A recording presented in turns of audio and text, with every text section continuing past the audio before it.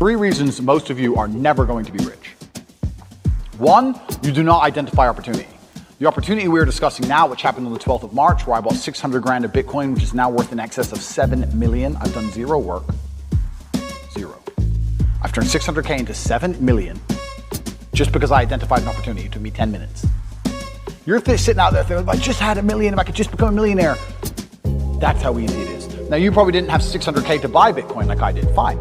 You could have put 600 in and had 70 grand. 70,000 you could have had from 600. But you do not identify opportunities. This is the first thing you do not do. You do not pay attention to the world around you.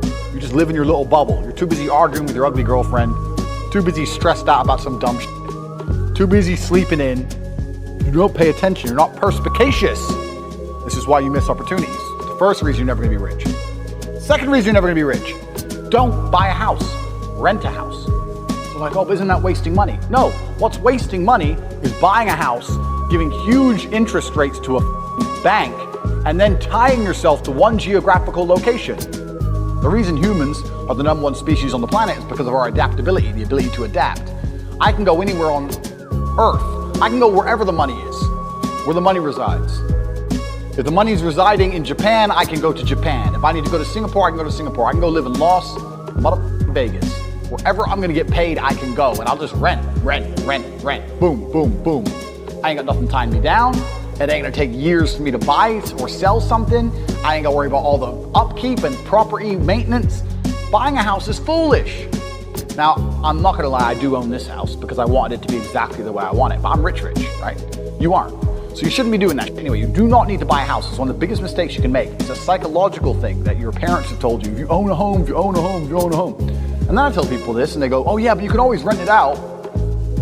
You're gonna spend $300,000 on a house so that you can rent out for $800 a month. And then every time the boiler breaks, you're gonna spend $500 fixing the boiler. And they're gonna damage your house. And by the time they leave, you're gonna need a whole bunch of repairs. And they're gonna be calling you all the time for hassle and stress if they even pay their rent on time. You think that's a good spend of 300 grand? Do you know what else you could do with 300 grand? Buy Bitcoin. Revolutionary. Your real estate can be on the blockchain instead of out here. Because when it's on the blockchain, it can be sold instantly. You ever tried to sell a house? It takes years. Ever tried to sell Bitcoin? It takes seconds. So this is the second reason you're never gonna be rich. Because all your ideas and concepts of how wealth is created are outdated. 3, the third and most important reason you're never gonna be rich is because you do not have a plan. You do not have a plan to get rich. Nothing good has ever happened on accident. Have you ever met a guy who's just got covered in muscle, he's got a six-pack? You're like, hey bro, how'd you do that? You've been going to the gym. Nah man, it was just an accident. Oops. No, he built that body purposefully. He did things specifically to get the result he desired. He ate a specific way. He trained a specific amount. He knew exactly what he was doing. Every rich person knows exactly what they're doing. People who are making money know exactly how to do it. You're sitting there saying, I want to be rich. You don't even have a plan to get rich. How the f are you going to get rich on accident? How's that going to happen? Oops, I'm a millionaire. Never. One of the only things in this world you can control is your state of mind. You can't control the weather. You can't control other people. You can't even control your health. You might get a brain hemorrhage. Or you might get hit by a bus. You might get assassinated. One of the very few things in the world you have genuine control over is your state of mind. You decide if you're a disciplined person. You decide if you're a happy person. You decide if you're a depressed person. These are things that in real time you can affect in your brain. This is all you can control on Earth. If you can't control that, then you're just a feather in the wind. And life's gonna blow you around and you might land somewhere good, you might land in dog shit, nobody knows. Everybody understands that you're the sum of the 5 people you spend the most time with. Everybody understands that. Everybody understands that. But they understand that and still hang around with losers. True. It's like, is that not the ultimate mark of being a dumbass? If you understand that that's the truth and you don't curate your friendship and curate your reality, yes, then you're a loser. I had a guy join the War Room the other day, my private network, and he joined, and we have multimillionaires in there, we have a billionaire in there.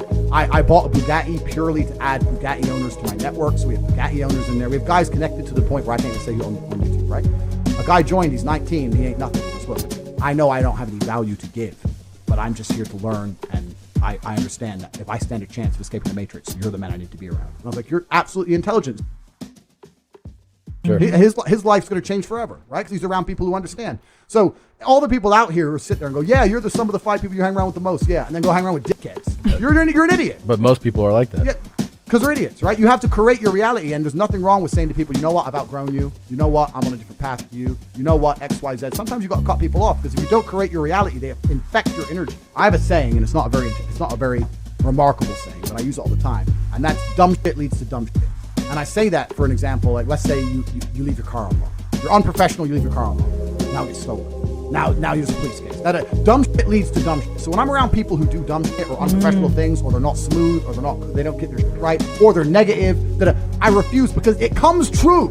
Yeah. It's like you make it true. If I hang around with your stupid ass long enough, all the stupid shit you're talking about is gonna happen to me. Yeah. So it's like you speak it into existence. Yes. So I refuse to be around it. Dumb shit leads to dumb shit. Everyone I talk to is such a fucking winner that when I sit around, all I can do is accidentally win. Yeah. It's like, oh, bam, more money. You have to be very, very selective, and you have to very, very carefully curate your reality.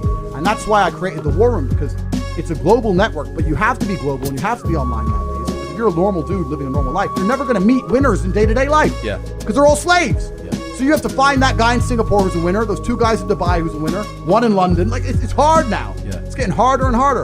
I'm going to tell you how to get rich. If you're a scientist, you never ever wake up, go into the lab, pour the right chemicals, and fix the problem. That doesn't happen.